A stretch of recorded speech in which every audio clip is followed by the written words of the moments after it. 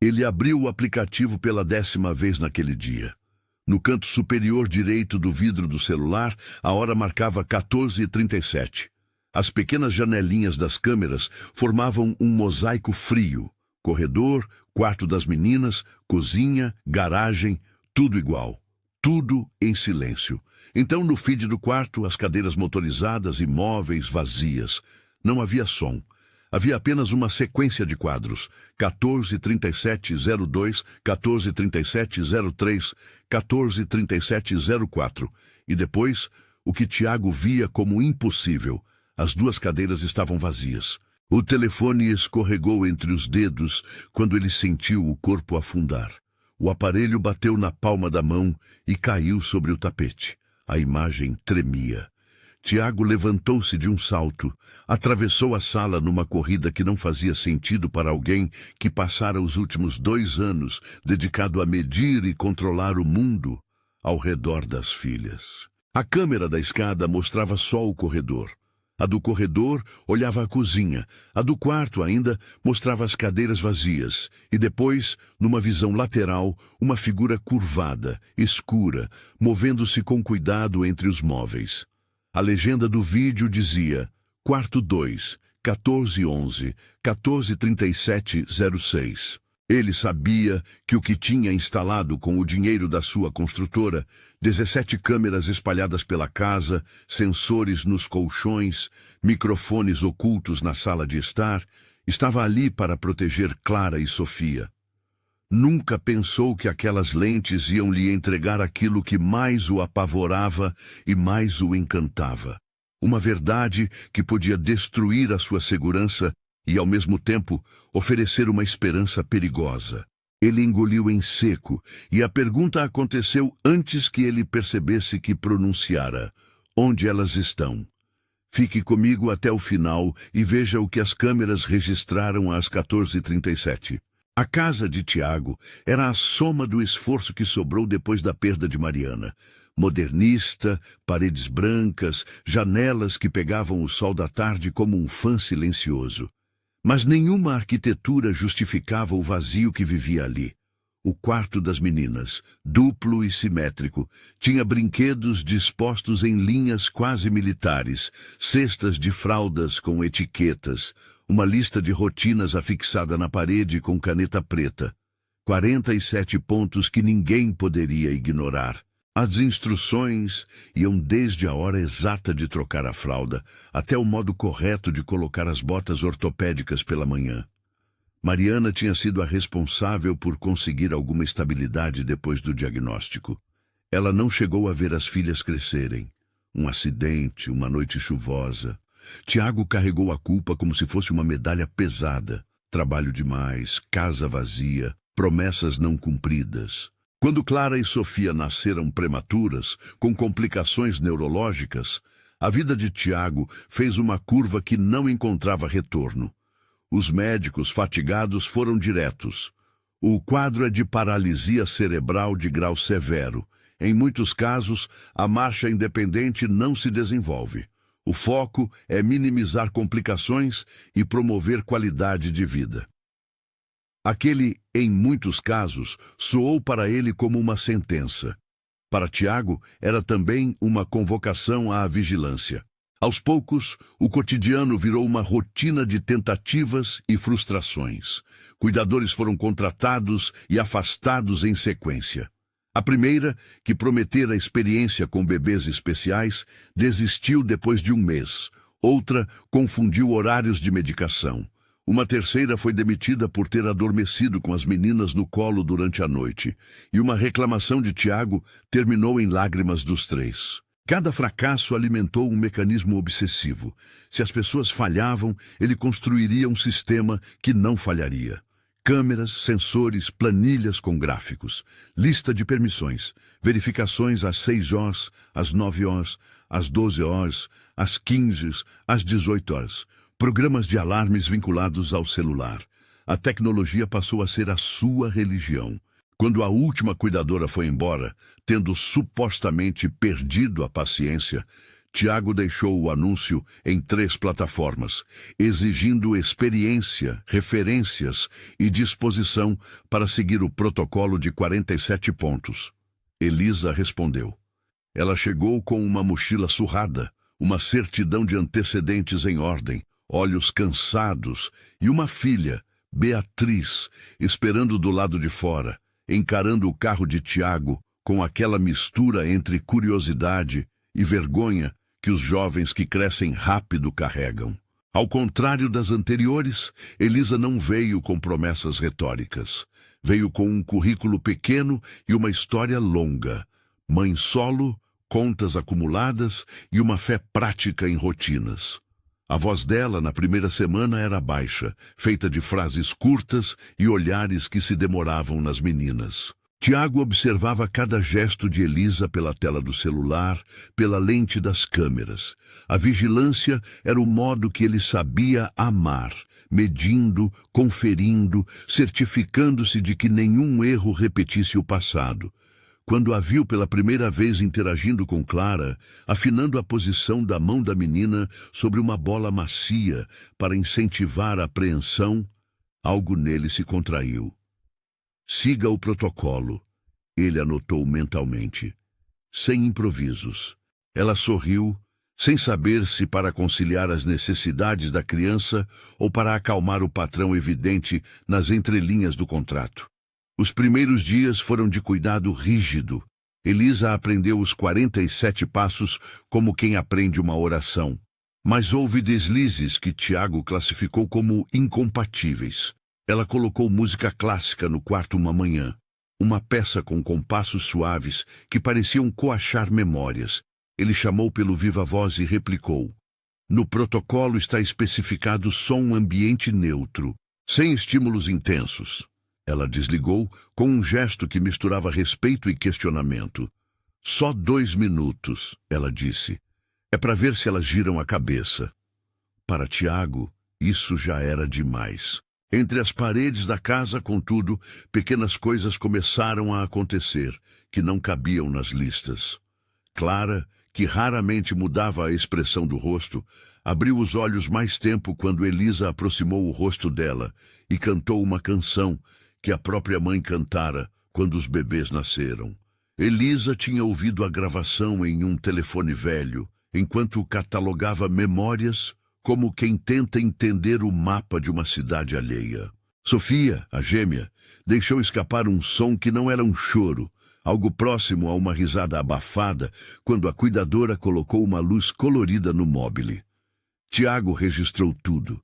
Cada alteração tinha um carimbo de tempo. A tecnologia era sua defesa, e a defesa, sua punição. Ver o progresso em pixels era ao mesmo tempo alívio e intranquilidade. Se havia possibilidade de melhora, o contrato ético que sustentava as decisões médicas poderia ser sacudido. Ele já havia escutado o médico que acompanhara as crianças desde o início, Dr. Maurício Salles, ser taxativo mais de uma vez. Nossos laudos mostram pouca resposta motora que indique marcha futura. Há riscos em certos procedimentos. Precisamos ser cautelosos. Para Tiago, cauteloso era sinônimo de aceitar o veredito. E aceitar o veredito significava tirar de ambas as filhas a única chance que ele ainda imaginava possível. O primeiro encontro formal com o neurologista aconteceu em uma sala com lonas de diplomas na parede, o ar-condicionado sussurrando como se fosse um advogado cansado. Dr. Maurício era um homem de fala contida e olhar quase implacável. Levantou folhas do prontuário, apontou resultados de exames e falou de probabilidades. Intervenções complexas têm riscos e benefícios. Há indicação em casos muito específicos e isso precisa ser discutido com cautela. Tiago ouviu, precisa ser discutido, como um bloqueio. Foi ali que a contagem regressiva começou a se formar na cabeça dele. Se fosse feita uma operação ou intervenção que pudesse alterar a dependência motora das filhas, Tiago queria que fosse feita com responsabilidade e, de preferência, com um plano B, caso a medicina institucional permanecesse resistente. As pressões externas não se limitaram à sala de espera do consultório. A mãe de Tiago, Helena, vivia como quem carrega em voz alta as expectativas que todo clã preserva. Você precisa decidir logo. Não se pode viver assim para sempre. Ricardo, amigo e sócio, fazia perguntas que tocavam o bolso. Quanto isso está custando por mês? Você ainda tem margem para bancar terapias alternativas? A empresa da família revelou sinais de instabilidade. Contratos apertaram e Tiago sentia a necessidade de mostrar resultados tangíveis. A culpa se misturava com a vergonha. Ele começava a pensar que se demonstrasse algum progresso, sequer um gesto repetido, uma coordenação inconstante, poderia justificar as despesas e talvez acalmar os que o pressionavam. O relógio que pendia acima do monitor de segurança parecia então um juiz. O prazo imaginário que fixara para si mesmo, 60 dias antes de tomar uma decisão médica drástica, virou uma espécie de calendário de execução. 60 dias, 15 consultas, um protocolo revisado a cada semana. Um corte temporal que funcionava como motor narrativo, ou encontravam evidência suficiente de avanço para adiar qualquer intervenção arriscada. Ou Tiago entregaria o destino das filhas a uma mesa cirúrgica e a um laudo que ele temia não dominar. É importante que isso fique claro. A contagem não era uma ordem médica. Era a pressão de um pai que precisava transformar impotência em escolha. Foi no terceiro domingo depois da contratação de Elisa que Camila entrou na história. Ela chegou com uma mala discreta e um olhar que combinava estudo e firmeza. Fisioterapeuta, especializada em reabilitação neurológica, defenderia uma abordagem centrada na neuroplasticidade, termo que Tiago ouviu pela primeira vez como se fosse um nome esquisito e, ao mesmo tempo, uma promessa. A capacidade do cérebro de criar novos caminhos quando estimulado de maneira constante e direcionada. Camila explicou sem pompa. Não é mágica. É trabalho repetido, estímulos consistentes e paciência. Em alguns casos, o sistema nervoso responde, em outros, não. Mas há princípios que podemos testar. Houve resistência inicial. Dr. Maurício observou a chegada de Camila como quem avalia uma expansão de horizonte que pode sair do controle. Existem protocolos consolidados, disse ele em tom que tentava ser pedagógico, e também práticas experimentais que demandam cuidado. Camila ouviu e respondeu com papel e números, com artigos resumidos que intitulou de Evidências Emergentes. Ela propôs um período experimental de 2 semanas, sob observação estrita, com documentação multiformato. Áudio, vídeo com timestamps, sensores de pressão nos pés, gráficos de progressão de força e movimento. Tiago sentiu que aquela proposta trazia exatamente o que ele precisava, algo que poderia ser provado diante dos olhos alheios. Assinaram um acordo simples. Tiago financiaria o período experimental. Elisa e Camila se comprometeram a seguir a documentação rígida, filmando cada sessão e entregando os arquivos. Não seria oculto. Tudo estaria submetido ao monitoramento das câmeras de segurança e a análises objetivas.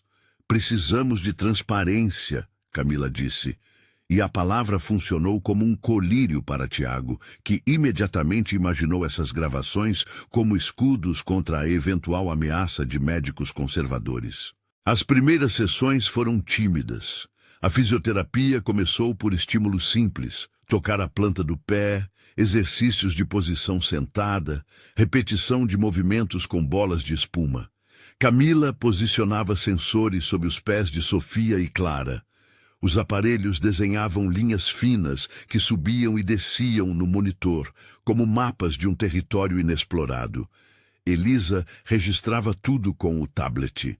Ângulos fixos, close-ups às mãos, timestamps. A cada tentativa, os sinais eram gravados em 3 ângulos. O PT, ângulo técnico, o GH, ângulo geral da casa, e o close-up do pulso. Os números não eram esperanças de vitória, eram matéria bruta, amostras de tempo, força, Resposta. Tiago passou a assistir às gravações depois do expediente. O que antes era um check-in frio transformou-se em vigília noturna. Ele assistia aos clipes em velocidade reduzida, captando microgestos. Um dedo que moveu, uma boca que se curvou, um piscar que durou mais. A câmera do canto do quarto pegara, em uma sessão, uma mão que respondeu ao estímulo de uma luz. O timestamp mostrou 9:14:35. A linha no gráfico subiu alguns milímetros. Para quem tinha transformado a vida em relatórios, aquilo era ouro. Para quem ainda carregava o luto de Mariana, era uma lâmpada que se acendia no teatro da noite. Mas havia também medo. Cada avanço pequeno trazia uma pergunta. E se fosse só um acaso? E se alguém dissesse que aquilo não era replicável? Tiago cresceu, acreditando no controle. Se ele pudesse medir, poderia prever. A nova realidade, em que uma cuidadora e uma fisioterapeuta trariam mudanças por meio da insistência humana, desafiava esse credo. Ele vivia num limiar entre desejar acreditar e refrear-se para evitar decepção. Enquanto a casa fervilhava em tentativa e erro, fora dela giravam forças contrárias. O Conselho Regional, aquela entidade reguladora que supervisionava profissões de saúde, não costumava intervir em terapias domiciliares. Mas não é preciso muito para que alguém interessado em impor uma ordem administrativa acenda um alerta. Rumores passaram a circular. Já ouvi dizer que o Dr. Maurício não confia nessas abordagens. Há risco de registro em prontuário se houver mudança de protocolo sem autorização. Tiago guardava esses comentários como se fossem pequenos fósforos perto de gasolina. Elisa, por seu lado, tinha um mapa diferente da cabeça. Cada gesto com as meninas vinha de um lugar que misturava necessidade e memória. Beatriz, sua filha, trabalhava aos fins de semana numa cafeteria para pagar cursos. Elisa passara anos alternando expediente e horário de estudo, e conhecer a demanda de duas crianças com necessidades complexas era apenas mais uma forma de sobrevivência. Quando ela colocava as mãos nas coxas de Clara para ajustar a posição da bacia, não fazia isso por desafio ao protocolo. Fazia porque o corpo daquela menina parecia responder a um toque que lembrava aconchego. Numa noite, depois de uma sessão especialmente cansativa, Elisa deixou seios de um livro aberto sobre a mesa. Era um caderno com anotações, recortes de estudos e uma fotografia de Beatriz tocando um piano na escola.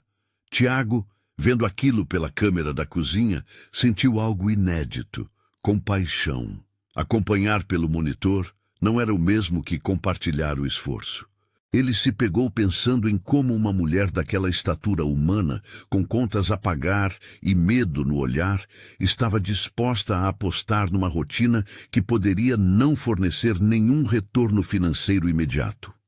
Havia nisso uma coragem que o desconcertava. A montagem das semanas seguintes poderia ser contada em cenas soltas, horários cronometrados, sensores sendo fixados, o rosto de Camila tenso enquanto ajustava um parâmetro no aparelho, as marcações do quadro branco do diário de progresso. Havia manhãs em que as meninas choravam sem causa aparente. Havia tardes em que um gesto minúsculo era comemorado como se fosse um gol. Cada pequena vitória era documentada. Cada falha também. A casa, ao mesmo tempo, começava a criar resistência ao regime de vigilância. As cozinhas de muitos lares viram seus moradores se transformarem sob a presença de câmeras. Ali, porém, as lentes já não eram apenas vigilância, tornaram-se testemunhas. Tiago imaginou várias vezes que num possível tribunal ninguém acreditaria que aquele grau de detalhe poderia ser manipulado. A verdade, para ele, passava por aquele arquivo de vídeo, por cada assinatura no tablet, por cada e-mail entre profissionais. Se a disputa se tornasse legal, ele queria provas. Porém, nem tudo era documentação e segurança. Em noites de insônia, Tiago visitava o quarto onde repousavam as fotos de Mariana. Abraçava o vazio que a perda deixara.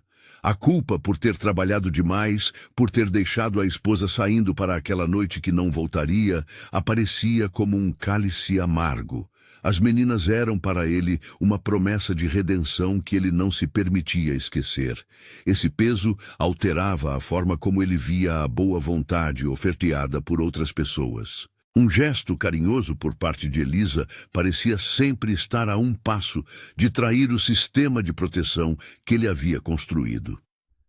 A tensão atingiu outro patamar no dia em que uma rotineira consulta telefônica com o neurologista se transformou em um impasse. Dr. Maurício sugeriu, com voz calma, que uma cirurgia ortopédica poderia ser discutida se não houvesse resposta nas próximas semanas. Tiago sentiu aquele poder de decisão como uma lâmina sobre sua cabeça. A ideia de uma mesa cirúrgica, de anestesias e riscos, trouxe à superfície tudo o que ele mais temia: perder uma última chance por indecisão, ou, na pressa de proteger, transformar a vida das filhas em uma aposta errada. Decidiu naquele instante que era preciso mais provas. Ainda que a medicina tradicional o advertisse contra métodos não testados, Tiago acreditava que um registro claro de progresso poderia amparar decisões. Se as filmagens mostrassem uma evolução material, talvez fosse possível postergar ou mesmo reavaliar a intervenção. Era uma esperança que, naquela fase, contava como resistência. No 21º dia do experimento, algo pequeno, mas impossível de ignorar, aconteceu. Num dos vídeos marcado às 11:02:47, Clara moveu a perna esquerda e, sem apoio mecânico, além da mão firme de Elisa, susteve o peso por um segundo que parecia infinito. O monitor mostrou o pico no gráfico. O sensor enviou uma vibração para o tablet. A evidência estava ali, cravada em pixels e números. Tiago ficou imóvel por minutos, observando a repetição em loop. Aquela fração de estabilização não era uma marcha. Não era sequer um passo, mas nas entrelinhas do progresso, para um homem que tinha gasto patrimônio e noites em busca de qualquer indício, abriu-se uma claridade que doía. O encontro subsequente com Dr. Maurício foi tenso. Tiago apresentou os vídeos, as coordenadas dos sensores, os gráficos. "Não estou pedindo um milagre", disse ele, a voz baixa e controlada. "Só quero que isso seja avaliado sob o mesmo critério que qualquer dado que receba de um equipamento." O médico ouviu, folheou as imagens e respondeu com a serenidade de sempre: "Precisamos replicar. Uma observação isolada pode ser ruído, mas é relevante e deve ser investigada." O tom do neurologista era de quem não negaria a possibilidade. Apenas não queria que uma decisão fosse tomada com base em algo que não se comprovasse em controle. A narrativa seguia, então, numa linha tênue entre descrença e esperança. Tiago, pela primeira vez em muito tempo, sentiu-se dividido entre o desejo de controlar e a necessidade de confiar. A instabilidade emocional o fazia agir de maneira desigual. Horas depois de autorizar um novo protocolo de estímulos, ele podia barrar um gesto de Elisa por medo do desconhecido. Ela, por sua vez, tinha de costurar coragem e técnica, misturar empatia com procedimentos, convencer-se de que o risco valia a tentativa. A tensão externa se intensificou com uma carta formal que chegou pelo correio. Um aviso de que inspetores do conselho poderiam realizar uma visita de rotina à casa, motivada por uma denúncia anônima sobre práticas fora do protocolo em terapias domiciliares. A carta era lacônica, sem detalhes, mas suficiente para acender uma corrente de ansiedade que percorreu a casa como uma corrente elétrica. Para Tiago, aquilo soava como ameaça. Para Camila, uma possibilidade de explicar com dados o que vinham fazendo. Para Elisa, um teste de integridade. Naquela noite, Tiago revisou as gravações novamente. O app abriu e mostrou a sequência do dia. 14h37. As cadeiras vazias, a figura de Elisa agora ajoelhada ao lado das meninas, mãos sobre as pernas como se delineasse o contorno de um futuro.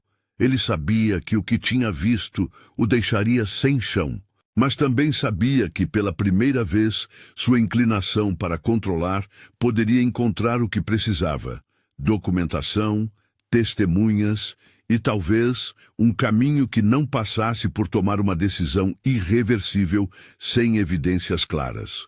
A casa respirava com expectativa. O relógio seguia, impiedoso, marcando dias que se consumiam em direção a um prazo que Tiago sentia como uma sentença. No monitor, as linhas dos sensores continuavam a traçar seus percursos. No quarto das meninas, uma bola esquecida rodava no tapete. No corredor, a câmera 7, aquela que vira tudo desde o início, continuava a apontar para a sala. Tiago apertou o telefone como quem segura um fio condutor. E pensou, pela primeira vez em muito tempo, que talvez confiar não fosse o mesmo que abandonar o controle. Talvez fosse uma forma diferente de lutar. Os inspetores chegaram numa manhã cinzenta, quando a casa ainda cheirava a café e a sensação de vigília que acompanhara Tiago desde que instalara as lentes por toda parte. 2 homens e uma mulher, pastas sob o braço, olhar profissional e distante. Os tipos que olham para as evidências antes de olhar para as pessoas. Tocaram a campainha. Beatriz abriu a porta com o nó no peito de quem cresceu precocemente. Olhos que treinavam entre curiosidade e vergonha. Elisa ajeitou a gola da blusa como quem veste uma armadura simples. Tiago esperou no corredor, evitando o circuito de câmeras por pudor e por hábito. Viu nos monitores o trio deslizar pela casa como quem entra num salão de medicina. Olhar no tablet, conversas baixas, perguntas de praxe.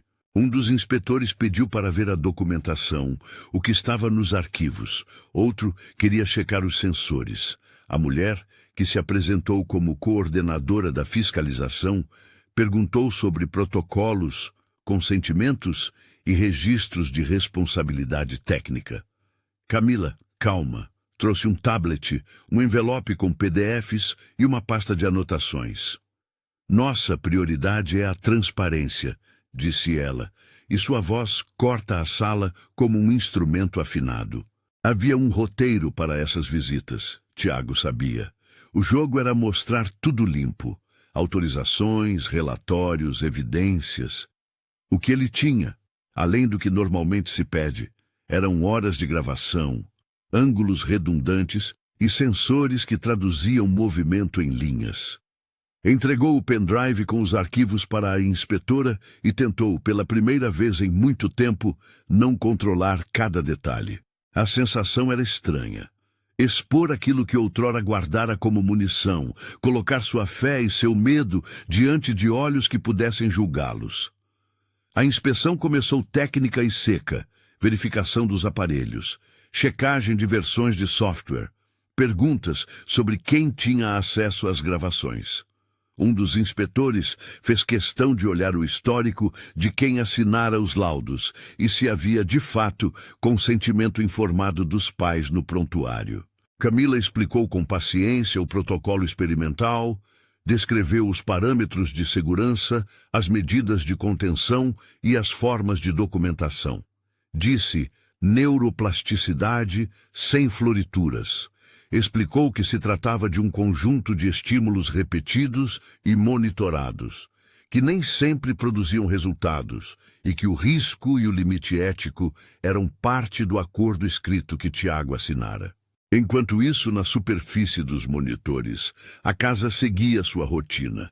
As janelas eram olhos que já não julgavam, apenas testemunhavam.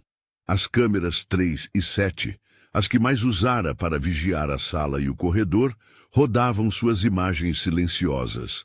Em um dos feeds, Elisa acomodava as meninas para uma sessão matinal. Em outro, Beatriz lia um livro, mexendo nervosamente nas páginas como se cada linha fosse uma conta a pagar. O clima ficou tenso quando, sem aviso, a porta do consultório improvisado, a sala de estar onde Camila colocara os aparelhos, se abriu para a chegada de alguém que Tiago não esperava. Dr. Maurício entrou com passos firmes, traje impecável e um sorriso que não chegava aos olhos. Ele se aproximou como se fosse também um inspetor de si mesmo. Conhecia protocolos e riscos e não gostava de surpresas. Levou a mão ao bolso onde guardava um envelope com relatórios convencionais, os tipos de documentos que costumavam fechar uma conversa. Houve um silêncio que cheirou a cobrança. Dr. Maurício fez perguntas técnicas com o tom de quem testa limites. Quem deu suporte a essa metodologia? A supervisão hospitalar? Quais são os critérios de interrupção? Camila respondeu, calma, com referências e esquemas. Explicou os pontos de segurança e as salvaguardas. O médico não parecia convicto. Existem abordagens consolidadas, disse ele. E a frase tinha mais peso do que a afirmação. Uma linha entre prudência e obstrução. Tiago sentiu-se pequeno e grande ao mesmo tempo. Pequeno porque a voz do médico carregava o eco da autoridade que sempre o fez recuar. Grande porque possuía uma pasta com dados que poderiam, por si só, desmontar a resistência. Entregou então a chave do momento. Pediu que a inspetora rodasse uma sequência dos vídeos com timestamps, que assistissem em velocidade real a trechos selecionados. Havia uma ordem, uma seleção curada por meses de vigília. O episódio das 11:02:47, em que Clara sustentara a perna por 1 segundo. O registro das 9:14:35, com o pulso que reagira à luz. E, por fim, 14:37. A sequência que ainda queimava nos olhos de Tiago. Os inspetores se acomodaram em volta do monitor. A imagem do feed central oscilou e o app mostrou um mosaico de câmeras. Primeiro, a tomada da câmera geral da sala. Depois, o close do quarto e o carimbo. 14:37:02. O ar parecia prenso. E então, no pixel frio, tudo se moveu. As cadeiras que antes ocupavam o centro vazias. O ângulo lateral que revelou uma figura curvada, mãos de gente, um contorno fechado contra a luz. Elisa. A visão, cortada por um som que o sistema não captou, foi acompanhada por um silêncio pesado. As meninas, apoiadas sob as axilas e nas mãos de Elisa, estavam em pé. E ali, em seguida, num trecho que nunca poderia ser vendido como espetáculo, uma pequena sequência de passos trocados e incertos, mas passos. A reação foi quase visceral. A coordenadora da inspeção manteve o rosto impassível, mas a respiração deu um aperto. Um dos inspetores murmurou, É um suporte assistido. Dr. Maurício, visivelmente desconfortável, franziu o senho. Havia algo naquilo que não cabia na lógica que ele defendia, um método não consolidado produzindo uma ação observável.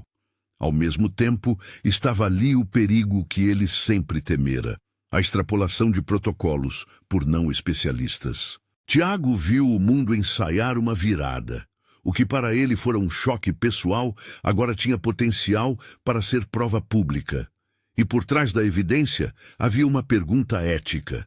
Era legítimo mostrar as crianças em um vídeo que, embora obtido na casa dele, poderia ser amplificado a públicos que não entendiam a complexidade do processo? Camila, percebendo a tensão, sugeriu que a análise fosse feita por peritos independentes e que qualquer divulgação passasse por consentimento formal, medidas que soaram como colírios para quem duvidava da exposição. As horas seguintes foram uma mistura de explicações e cálculos. A equipe da fiscalização pediu os logs dos sensores, as cópias dos arquivos em 3 ângulos, os relatórios de Camila, as anotações de Elisa. Tudo foi entregue. A coordenadora repetia. Precisamos confirmar a integridade dos arquivos, a cadeia de custódia dos dados e se houve consentimentos claros. Tiago assentiu, com as mãos trêmulas. Sentiu o peso de cada gravação como um herdeiro que carrega a voz de quem partiu. Camila entregou então um e-mail que poderia inclinar a balança. Uma troca de mensagens entre ela e um médico de referência que comentara estudos sobre protocolos experimentais. pedindo cautela, mas reconhecendo que dados bem documentados precisavam de exame. Ainda assim, num ambiente onde reputações se mantinham por protocolos, não por intenções, Dr. Maurício não ficou calado.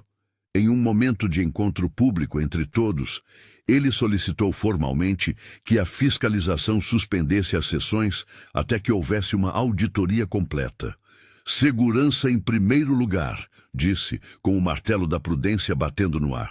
Para Tiago, a frase soou como a confirmação de um esquema para arrancar decisões do seu controle. A alternativa era a mesa cirúrgica que surgira nos últimos encontros. Sentiu o chão afundar outra vez. Entre as paredes da casa, entretanto, uma pequena revolução prática seguia seu curso. Elisa, longe de intimidar-se com a autoridade, mantinha a rotina com a naturalidade de quem cuida para além de ordens. Beatriz amanhecera mais cedo, preparara a casa, gravara anotações de voz que depois organizou, e no centro deste esforço, as meninas seguiram como puderam, sem pressa, mas com insistência. Havia horas em que uma das duas dormia e a outra treinava. Havia momentos em que os dois corações sincronizavam um sorriso breve, e por um instante o passado de Mariana parecia tocar a sala como uma presença. A fiscalização decidiu que, pelo menos por enquanto, manteria a documentação intacta e agendaria perícias independentes. Era um ponto de meio caminho. Continuar com as práticas permitidas, mas sob a observação de especialistas externos. Tiago sentiu que isso era, ao mesmo tempo, a vitória e a continuação da luta, um limiar onde a evidência precisava se consolidar. A notícia, passada com cautela por um dos inspetores, correu. Um repórter ouviu falar da visita e telefonou. Queria entrar para ver o processo. Tiago hesitou. Camila ponderou sobre transparência pública e sobre o perigo de transformar pessoas em manchete. Decidiram, com a orientação da fiscalização, não expor as crianças em vídeos que pudessem viralizar sensacionalisticamente. Havia um risco real de exploração. Ainda assim, a própria natureza das evidências, armazenadas por Tiago, já havia sido mencionada em círculos profissionais. E foi assim que, entre médicos e conselhos, a história ganhou gravidade. Nos dias que se seguiram, Tiago começou a ver marcas novas em si mesmo. O homem que instalara 17 câmeras por medo, pelo desejo de não repetir traumas, agora dormia menos para pensar em como proteger a família de outro tipo de dano, a exposição. Foi nesse vai e vem que encontrou, num envelope velho, onde guardava cartas de Mariana, uma nota que não lera desde o funeral. Era uma folha com caligrafia pequena. Se um dia precisar confiar, começa por quem cuida das nossas. Não era um manual. Era um lembrete amoroso. Tiago deixou a carta na mesa, perto do monitor, e a leitura foi uma lâmina que cortou seu orgulho. A peça seguinte se montou quando a inspeção, com peritos da área, pediu uma apresentação pública de dados, não para um tabloide, mas para uma reunião formal com representantes do Conselho e especialistas convocados a dar parecer técnico. A audiência foi marcada para uma manhã úmida, em uma sala de eventos de um prédio neutro, com cadeiras alinhadas, microfones e, ao fundo, monitores que exibiriam a sequência selecionada. Havia imprensa à porta. Havia também famílias que, em segredo, vinham para entender se o que ocorria poderia abrir caminhos. No dia, Tiago foi cabeceiro da sua própria exposição. Ao subir ao pequeno palco, sentiu o olhar de Camila e, por um brevíssimo segundo, da sombra de Mariana como se fosse uma cortina. Explicou o que os vídeos mostravam, a cronologia dos sensores e as medidas de transparência que adotara. Camila falou com calma sobre o protocolo, explicando para quem não era da área que o objetivo era estimular vias motora e sensorial, que não havia certeza, mas havia método, que os registros objetivavam permitir uma avaliação isenta. Elisa não falou no início. Assistiu na plateia, mãos entrelaçadas. O momento mais tenso veio quando rodaram a sequência de 14:37. O som na sala diminuiu e a imagem dominou as telas. As cadeiras vazias, a aproximação de Elisa, a mão que segura, o primeiro passo, o segundo, o corpo das meninas balançando de nervoso, a respiração coletiva no auditório. Foi ali que a expressão de Tiago se transformou. Do homem que sempre mediara vidas em relatórios para alguém que, pela primeira vez, teve de abdicar do papel de executor e simplesmente testemunhar. Havia ali outro choque, uma espécie de incredulidade pública que não cabia nos protocolos. A empregada, a moça de mochila, a mãe com contas a pagar, estava realizando um ato que, para a comunidade médica conservadora, era improvável.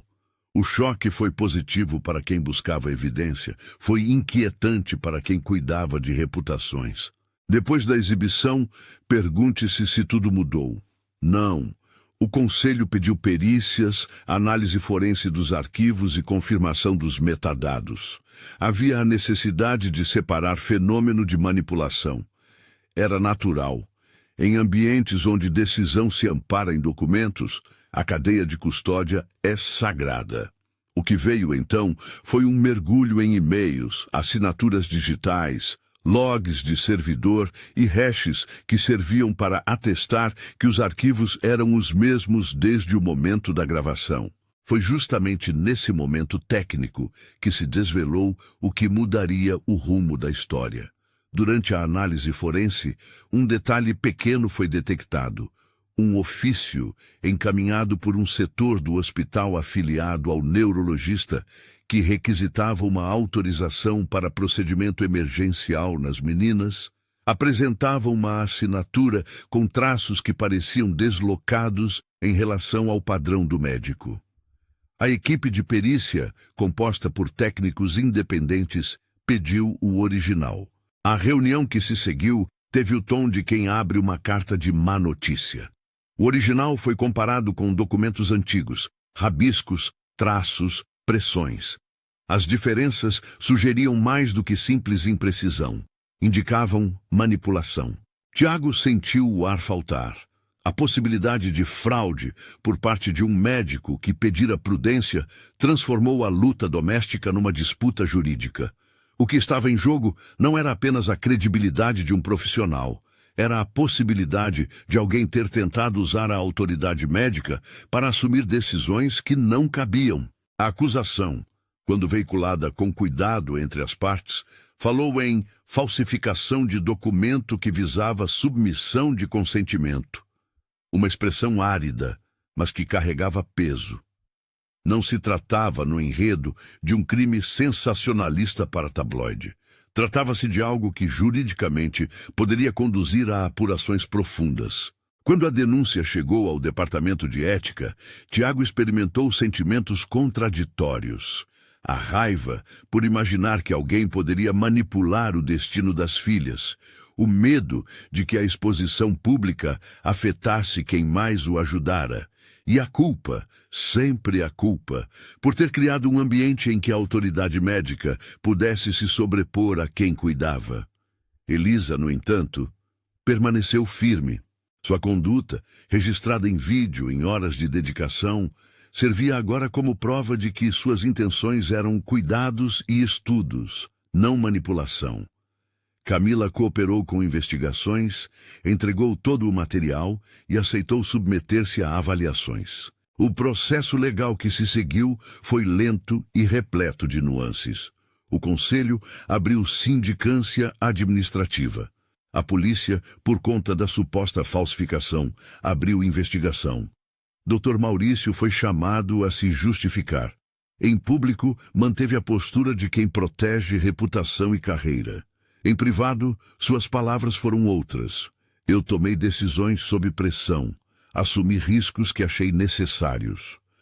Havia nas suas justificativas um receio palpável, medo de perder recursos, de ter sua trajetória profissional em jogo, de ser lembrado não por títulos, mas por um erro. Não se tentou vesti-lo de vilão unidimensional. Havia nele também o peso de um profissional que, por anos, viu colegas errar e se sentiu obrigado a erguer um padrão que não permitisse improvisações. A investigação trouxe provas que, apesar de técnicas, eram contundentes. A perícia digital apontou que a assinatura do documento encaminhado não correspondia precisamente ao padrão do médico, portando divergências que não puderam ser explicadas por mera variação caligráfica. Além disso, encontraram-se trocas de mensagens em que havia tentativas de acelerar decisões. Não eram provas de um complô caricatural, eram indícios suficientes para abrir processo disciplinar. Com o andar do caso, o Conselho determinou a suspensão temporária de registro profissional de Maurício enquanto a sindicância prosseguia.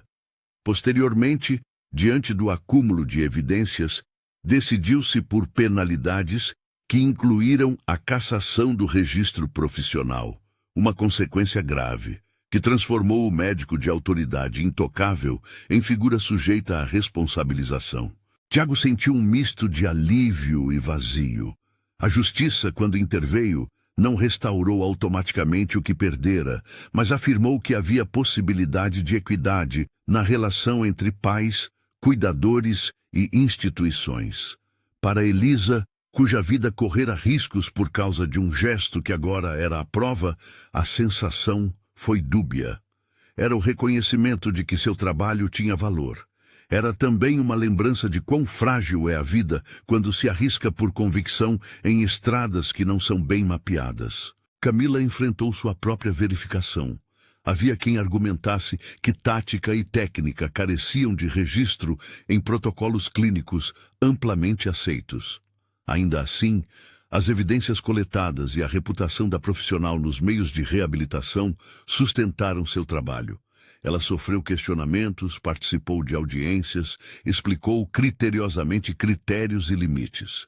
No fim, sua prática foi validada como experimental, mas não ilícita. Ela seguiu obrigada a seguir protocolos de supervisão e a exigir consentimento formal em todas as suas aplicações. A história, nesse ponto, mostrou que ética e risco são irmãs incômodas. O perigo de caminhar sem respaldo era real, mas a coragem de tentar, quando bem documentada e transparente, pode abrir horizontes. Com a poeira das batalhas legais assentando, a vida continuou, porém transformada. Tiago, que fora o arquiteto do controle, tomou novas decisões. Pediu desculpas públicas e privadas.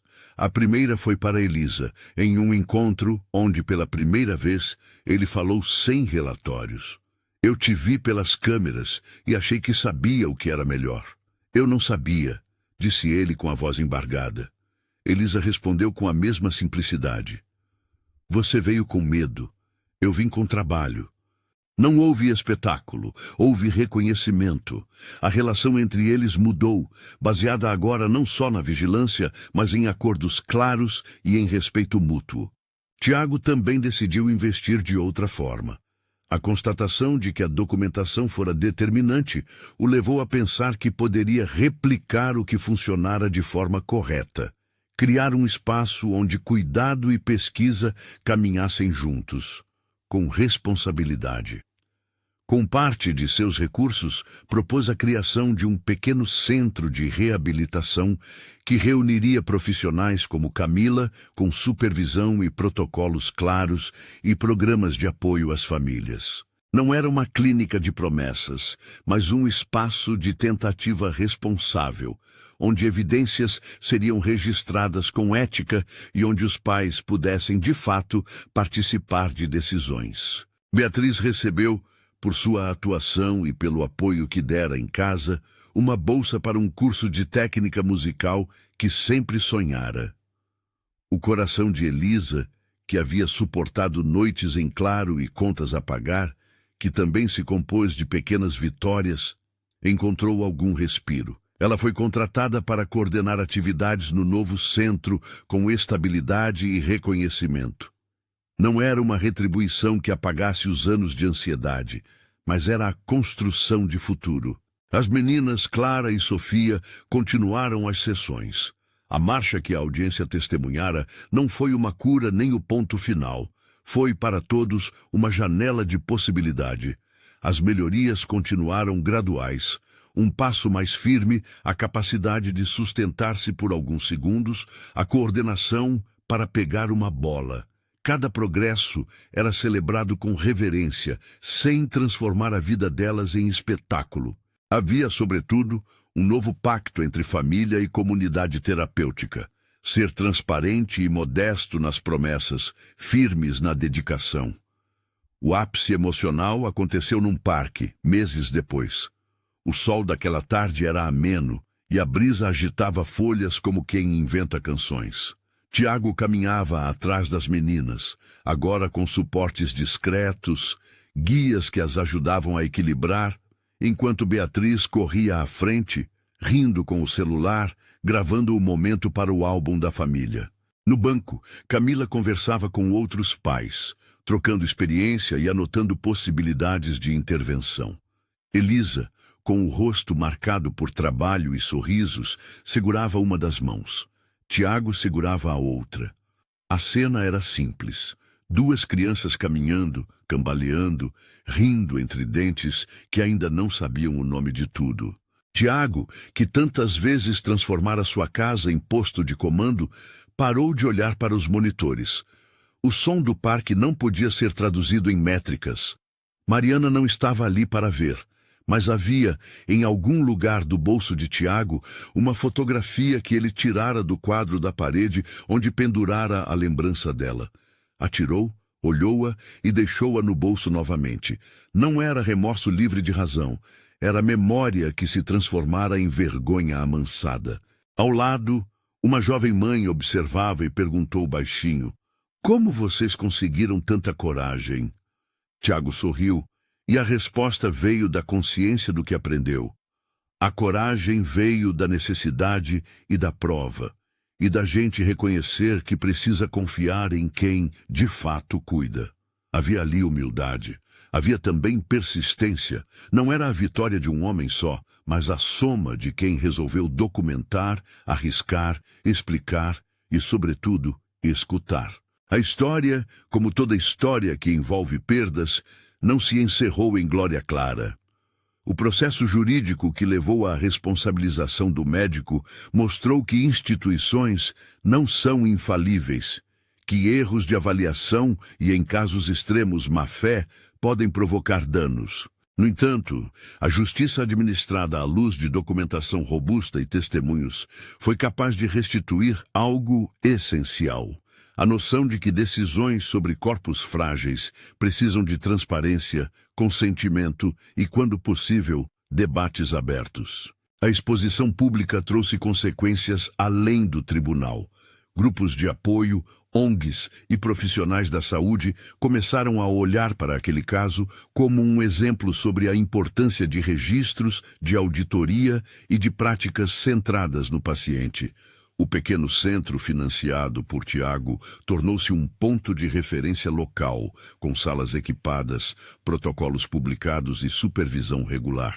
Camila passou a coordenar um programa de formação, não para prometer milagres, mas para ensinar como documentar ensaios e, sobretudo, como resguardar crianças e famílias de decisões autoritárias.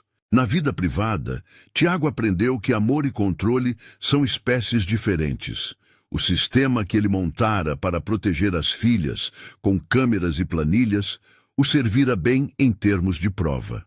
Mas o que transformara realmente a jornada foram mãos que tocaram, vozes que cantaram, olhares que insistiram em ver potencial onde os laudos viam limites. A vigilância provou-se útil, a entrega essencial. Em um fim de tarde, já com as folhas outonais caindo, Tiago abriu o aplicativo por costume. A hora ainda marcava em algum canto 14h37. O número que carregara como um nó na garganta. Passou os feeds. Viu as imagens das meninas brincando. As câmeras agora incluíam ângulos do jardim. Via-se Beatriz ajudando a empurrar um carrinho. Via-se Elisa sentada, observando. Via-se Camila entre anotações. E nos pixels, no pequeno movimento de troca entre as irmãs, ficou claro que aquilo fora o que o mundo chamaria de choque. Não um delito, mas um acontecimento que desfez certezas e remeteu à esperança. Ele fechou o celular e, pela primeira vez em muito tempo, não sentiu a necessidade de checar outra vez. Milionário, pai vigilante, homem que instalara 17 câmeras para proteger as filhas, acabara por flagrar a empregada em uma atitude chocante. E o choque veio na forma de vida. Uma cuidadora que ousou ir além do protocolo por amor e técnica, um profissional disposto a tentar sob responsabilidade e um sistema que foi forçado a olhar de frente para suas próprias falhas. A história não fez promessas científicas, nem ofereceu garantias universais. Ofereceu, sim, uma lição sobre como prova, coragem e ética podem juntos transformar decisões que antes eram tomadas em gabinetes frios. No parque, Clara e Sofia, de mãos dadas, tropeçaram e continuaram. Riram. À beira do caminho, uma placa invisível lembrava que a vida é feita de passos. Alguns pequenos, outros hesitantes, mas todos passos. Tiago acompanhou. E enquanto o sol sumia, deixou que o som da risada das meninas ocupasse o lugar das câmeras.